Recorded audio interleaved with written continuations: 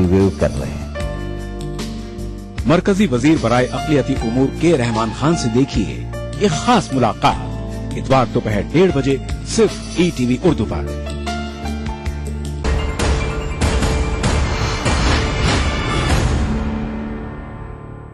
नरेंद्र मोदी का जादू अकल्पनीय है। पूरे देश में उनका जलवा बना, कांग्रेस की नींद उड़ी, पर अचानक केजरीवाल एंड पार्टी छा गई। सारा सियासी हिसाब, मूड और मनोविज्ञान बदला है। तभी नरेंद्र मोदी और भाजपा को नए सिरे से चुनावी हिसाब व रणनीति बनानी पड़ रही होगी। इस पर चर्चा के लिए आज मेरे साथ वरिष्ठ पत्रकार जयंत घोषाल है।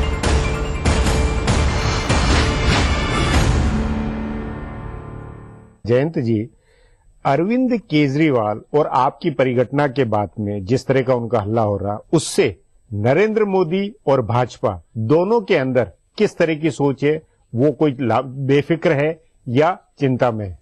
देखिए, जब चुनाव आ जाते हैं ना, तब लड़ाई जब शुरू हो जाते हैं तो हर दिन हर पल स्ट्रैटेजी बदलता है और चिंता, नई नई चिंता, नई नई विचार आते हैं जी। तो ये भी एक कुरुक्षेत्र है। जिस समय केजरीवाल, अभी कुछ दिन पहले भी जो चिंता नहीं था, आज भाजपा के मन में और लीडरशिप के चिंता तो जरूर है। चिंता इसलिए है कि ऐसे नहीं है कि केजरीवाल लोकसभा चुनाव में कोई सरकार बना देगा, लेकिन केजरीवाल नरेंद्र मोदी और भाजपा के जो नुकसान कर सकता है या नहीं कर सकता है, पहले तो ये सोचता कि कर सकता है या नहीं कर सकता है, ये सवाल था।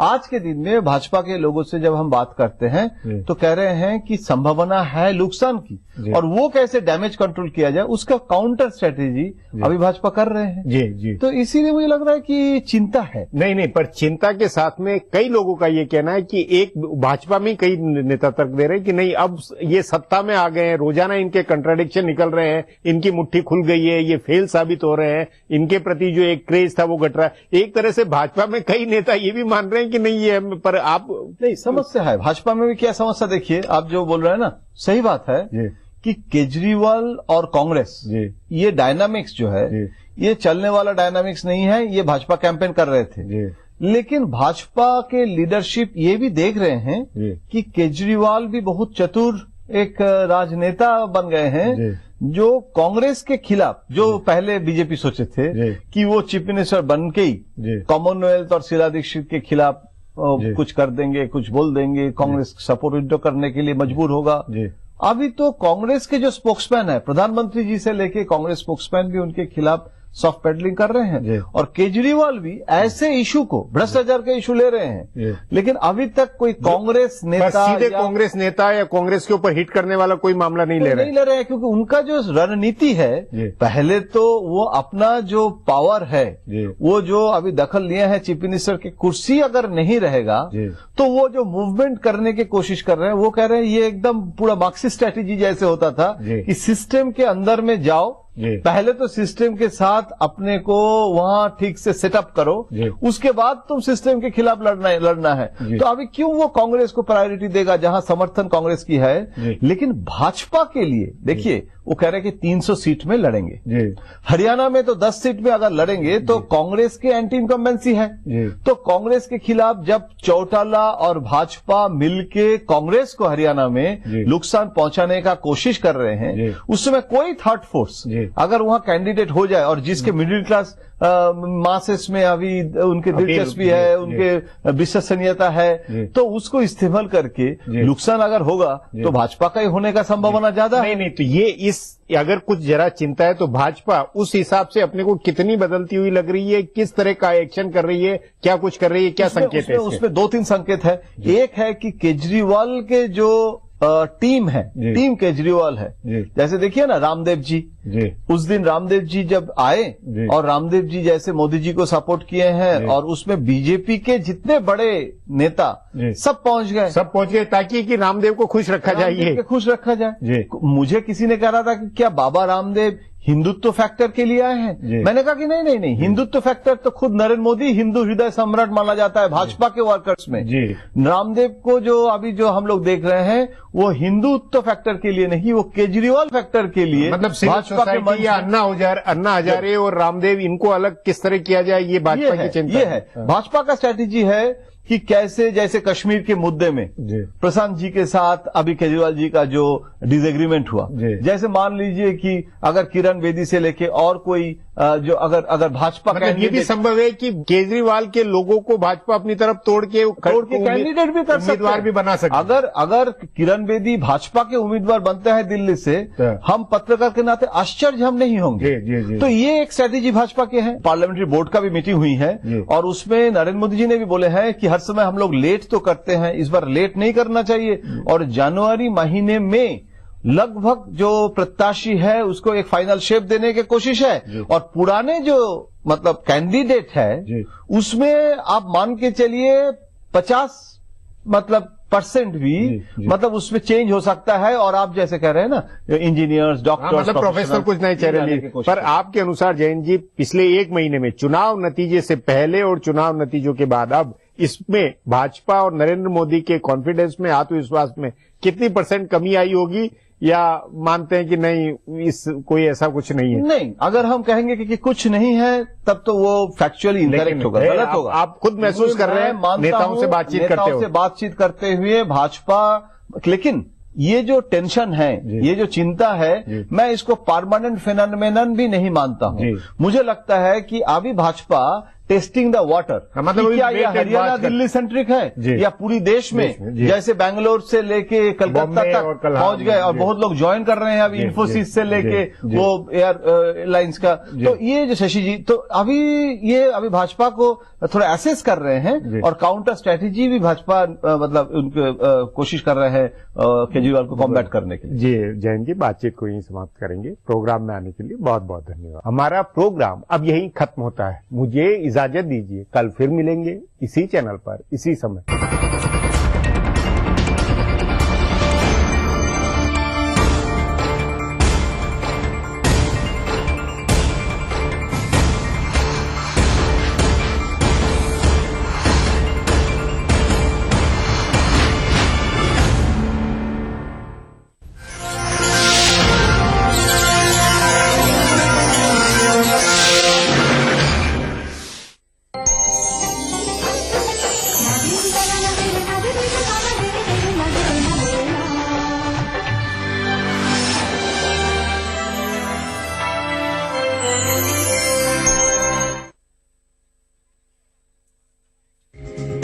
ETV उर्दू पर अगला प्रोग्राम। इस प्रोग्राम को पेश करने में ताउन कर रहे हैं Shri ultra red oxide, Bharat का एकमात्र जंग रोधक सीमेंट।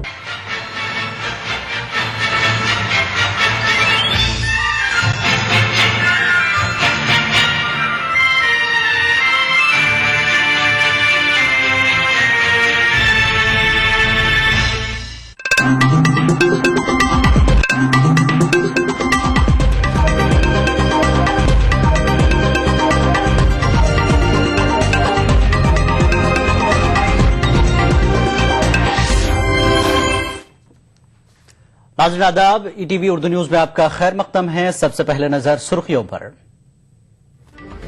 जस्टिस स्वतंत्र कुमार के खिलाफ लॉ एंट्रन की जिनसी हिरासनी का मामला, सुप्रीम कोर्ट ने मरकज, अटॉर्नी जनरल और साबिक जज को जारी किया नोटिस। कोयला ब्लॉक अलॉटमेंट मामला, इन्फोर्समेंट डायरेक्टोरेट दर्ज मामले में आज सुप्रीम कोर्ट में दाखिल कर सकता है अपना जवाब। दिल्ली फिर हुई शर्मसार, डेनमार्क की एक खातून की इज्तिमाई इस्मत दरी। राहुल की वजारत उस्मा के लिए टल सकती है उम्मीदवारी, जराए का इंकशाफ। और इसराइली वजीर दिफा जॉन केरी को जुनूनी कहकर फंसे, अमेरिका इसराइली वजीर के बयान पर बरहम।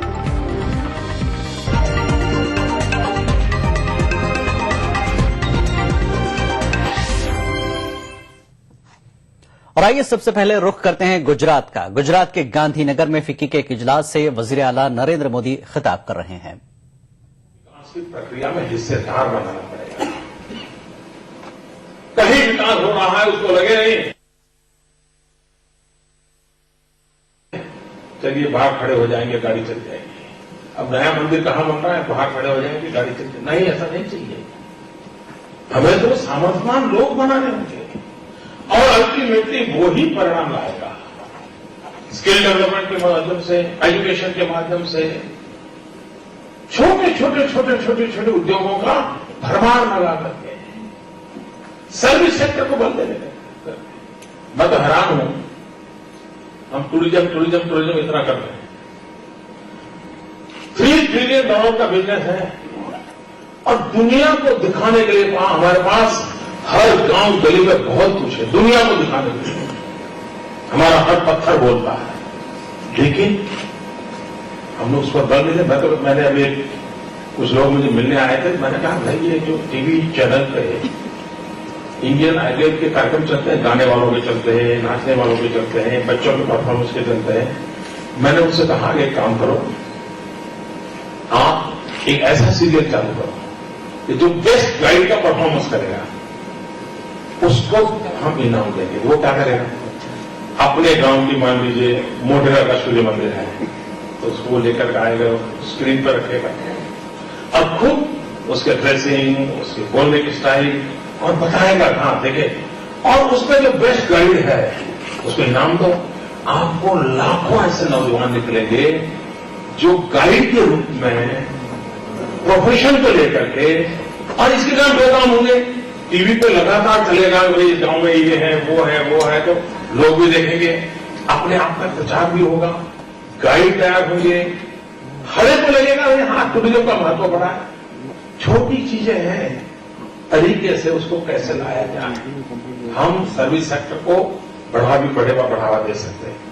आज देखिए दुनिया में हेल्थ सेक्टर को लेकर के सारा विश्व स्वास्थ्य के लिए आज भी कम दाम वाली सुविधा खोजता है, और दूसरा उसको भरोसा भाई इस डॉक्टर के पास गया तो बस मुझे कोई प्रॉब्लम नहीं, इस अस्पताल गया तो प्रॉब्लम नहीं। आज भारत के डॉक्टरों की कीर्ति है, भारत के अस्पतालों की कीर्ति है विश्व में, लेकिन इंश्योरेंस वाला विषय ऐसा अटका पड़ा है। कोरोना वाला ये है पूरा मालूम हो गया, दुनिया के दोस्तों कहे भाई कोई इंश्योरेंस का कुछ तो पटाओ तैयार करो, कोई इनिशिएटिव नहीं ले रहा है। अगर एक बार दुनिया के लोगों को पता चले कि भाई हाँ हम हिंदुस्तान में भी ट्रीटमेंट करवाएंगे, इंश्योरेंस की पूरी संभावना है, तो वो दाम वहां निकालेगा, उसमें जितना खर्चा होगा उससे कम खर्चे में उसका दाम यहां निकलेगा, और हमें क्लियर होगा हम दाम निकाल सकते हैं किसी का।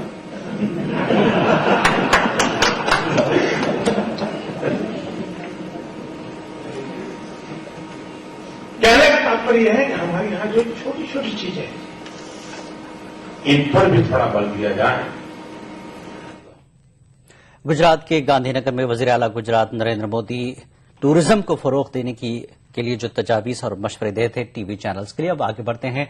सुप्रीम कोर्ट के साबिक जज जस्टिस स्वतंत्र कुमार के खिलाफ साबिक लॉ इंटर्न की जानिब से दायर मुकदमे की आज सुप्रीम कोर्ट में समाअत होगी। साबिक लॉ इंटर्न ने मफाद आम्मा में एक अर्जदाश्त दाखिल करते हुए जस्टिस स्वतंत्र कुमार पर जिनसी हिरासानी का इल्जाम आयद किया है। Chief justice of India justice P Sathasivam की कयादत वाली बेंच इस मामले की समाअत करेगी। साबिक लॉ इंटर्न ने गुज़श्ता बरस 5 दिसंबर के अदालत उज़्मा की करारदाद को चैलेंज किया है, जिसमें सुप्रीम कोर्ट के किसी भी साबिक जज के खिलाफ दायर मुकदमात को कबूल नहीं किए जाने की बात कही गई है।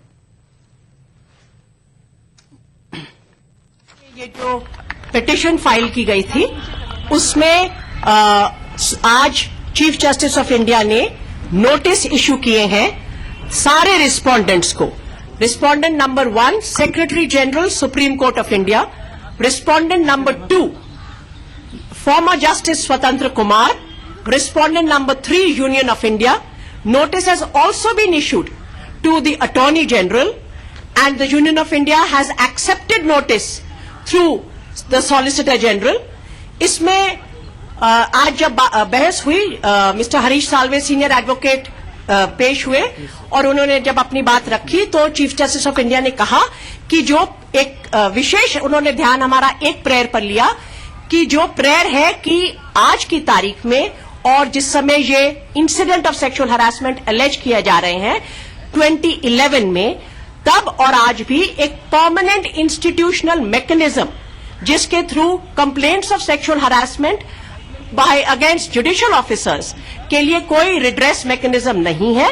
ये जो प्रेयर दी गई है इस पे सुनवाई करनी चाहिए, उसके लिए नोटिस इशू किया गया है। कोयला ब्लॉक घोटाला मामले के सिलसिले में एनफोर्समेंट डायरेक्टोरेट आज अपनी रिपोर्ट सुप्रीम कोर्ट में पेश कर सकता है। समझा जाता है कि एनफोर्समेंट डायरेक्टोरेट इस सिलसिले में दर्ज मामलों के तनाजुर में आज अपना जवाब सुप्रीम कोर्ट में दाखिल करेगा। सुप्रीम कोर्ट ने गुज़श्ता बरस एनफोर्समेंट डायरेक्टोरेट से कहा था कि वो एक अर्जदाश्त पर अपना जवाब दाखिल करे। अर्जी में एनफोर्समेंट डायरेक्टोरेट को मुलजमीन के खिलाफ prevention of money laundering act के तहत जांच करने और कार्रवाई करने की हिदायत देने की मांग की गई थी। इसके बाद अदालत ने मामले की अगली समाअत 15 जनवरी तय की थी। जराये के मुताबिक ईडी ने पीएमएलए के तहत 9 मामले दर्ज किए हैं। साथ ही वो कोयला ब्लॉक फराहमी मामले में सीबीआई के जरिए दर्ज तमाम मामलों का भी जायजा ले रही है।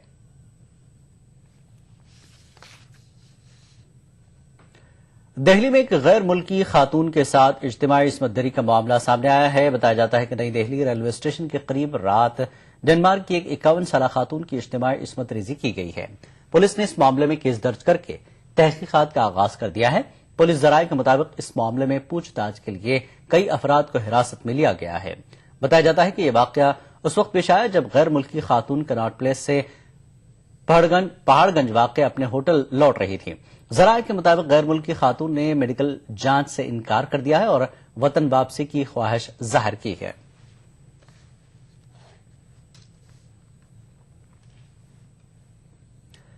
कौमी खवातीन कमीशन की चेयरपर्सन ममता शर्मा का कहना है कि गैर मुल्की खवातीन की इस्मतदरी से बैरून ममालिक में अपने मुल्क से मुताल्लिक बेहद बुरे पैगाम जा रहे हैं। मैं ये कहूंगी कि हमारे यहाँ जो फॉरेन लेडीज के साथ रेप होता है, हालांकि असमत दोनों की बराबर है, चाहे वो हमारे हिंदुस्तान की हो चाहे वहां की हो, लेकिन इसका एक जो मैसेज जा रहा है हमारे देश को भारी नुकसान हो रहा है। महाराष्ट्र के पुणे में पुलिस ने जिस्म फरोशी के एक रैकेट का पर्दाफाश किया है। छापामारी के दौरान पुलिस ने 6 लड़कियों को हिरासत में भी लिया है।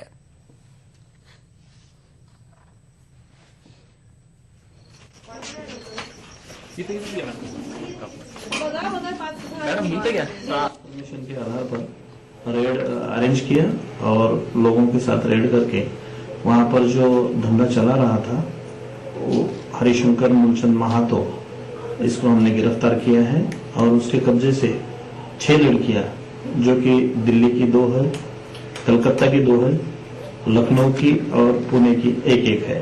ऐसे लड़कियों को वहां से छुड़ाया गया है। कोरेवापार पुलिस स्टेशन में हरिशंकर महातो और अलग एक आदमी के खिलाफ ऑफेंस रजिस्टर करके इन्वेस्टिगेशन हम खुद। और अब आइए रुख करते हैं लखनऊ का। बहुजन समाज पार्टी की सदर मायावती रैली से खिताब कर रही हैं। मैदान एकदम खुले में है और यहाँ बहुत ज्यादा ठंड होगी और यहाँ लोगों का बैठना बहुत ज्यादा मुश्किल हो जाएगा। तो इसलिए हमारी पार्टी के कुछ लोगों का ये सुझाव था मेरे सामने कि ये रैली इस बार रमाबाई अंबेडकर मैदान के स्थान पर तो स्मृति उपवन में कर दी जाए, ऐसा सुझाव था।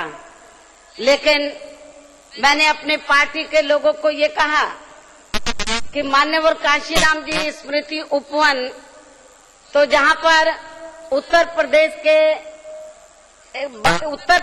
के अलावा उत्तर प्रदेश के लोगों को हमने वहां नहीं ठहराया था, तो जो बाहर के प्रदेशों के लोग जो रेलगाड़ियों से आए तो उनको हमने वहां पर ठहराया है। इस बार हमने उनको वहां ठहराया है।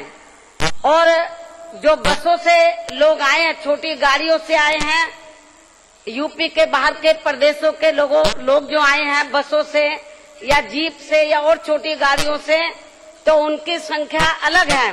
लेकिन जो रेलगाड़ियों से आए तो उनको हमने उस मैदान में ठहराया।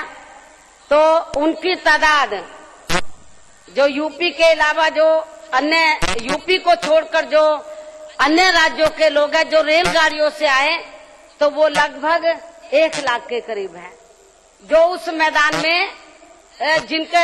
मैदान में ठहरे हुए हैं, जिनका हमने ठहरने के लिए वहां पर प्रबंध किया है।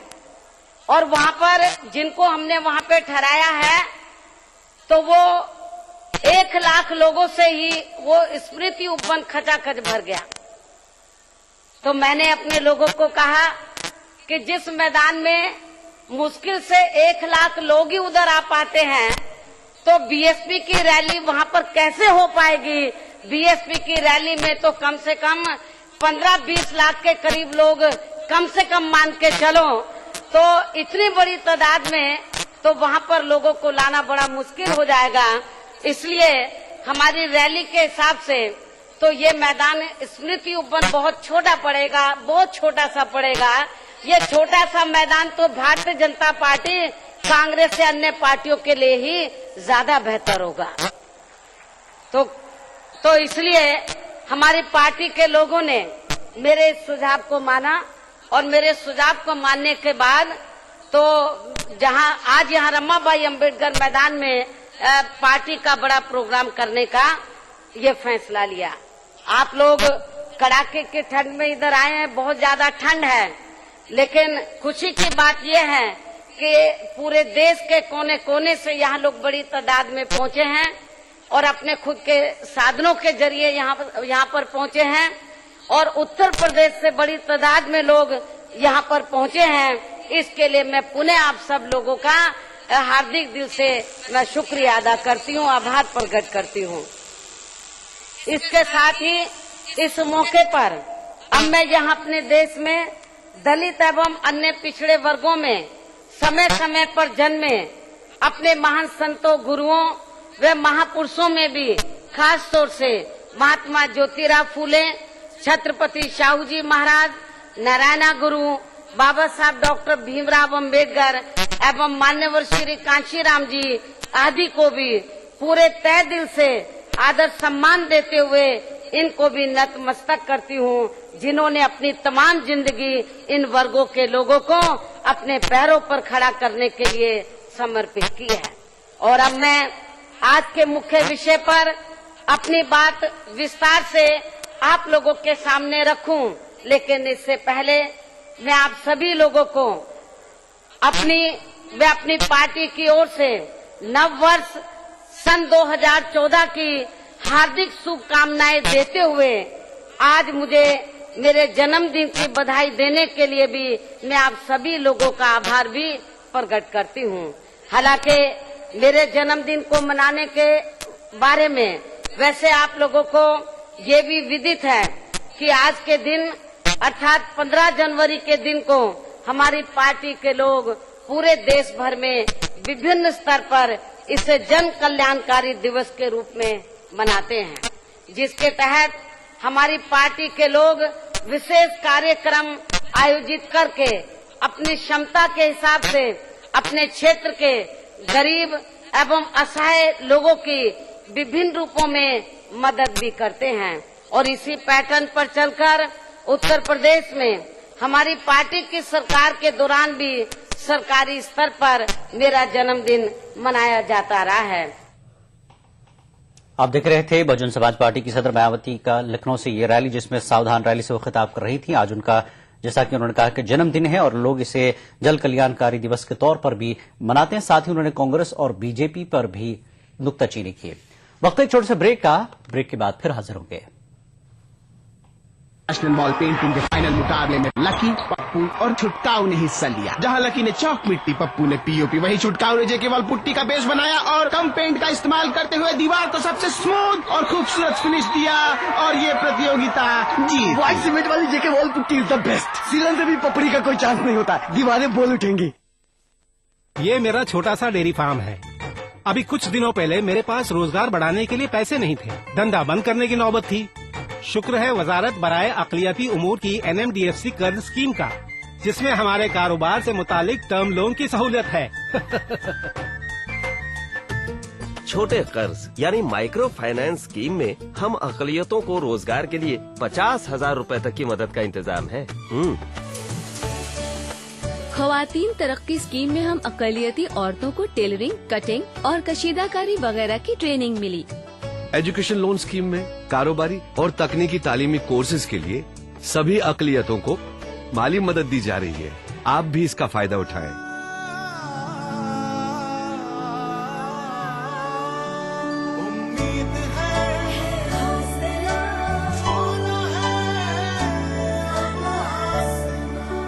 आप बनेंगे तो बनेगा हिंदुस्तान। आजकल के अनहेल्दी लाइफस्टाइल, खान पान वगैरह की वजह से लीवर की कमजोरी एक आम बात हो गई है। नतीजा गैस, खाना हजम न होना और भूख न लगना। पेश है हमदर्द जिग्रीन, मुफीद जड़ी बूटियों से भरपूर। जिग्रीन एक कुदरती लीवर टॉनिक है। जिग्रीन का रोजाना इस्तेमाल आपको देता है कीमियावी और जहरीले अनासिर से हिफाजत, बेहतर कुव्वत हाजमा, पीलिया जैसी जिगर की बीमारियों के इलाज में मदद। अपनाइए हमदर्द जिग्रीन और अपने लीवर को बनाइए स्ट्रॉन्ग।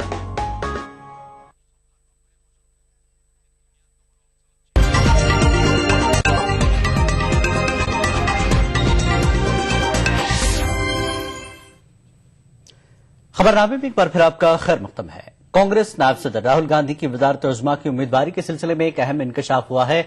जराए की अगर माने तो राहुल गांधी की वज़ीर आज़म के ओहदे के लिए उम्मीदवारी को टाला जा सकता है। इस सिलसिले में जराए का कहना है कि फिलहाल राहुल गांधी की उम्मीदवारी का ऐलान नहीं किया जाएगा।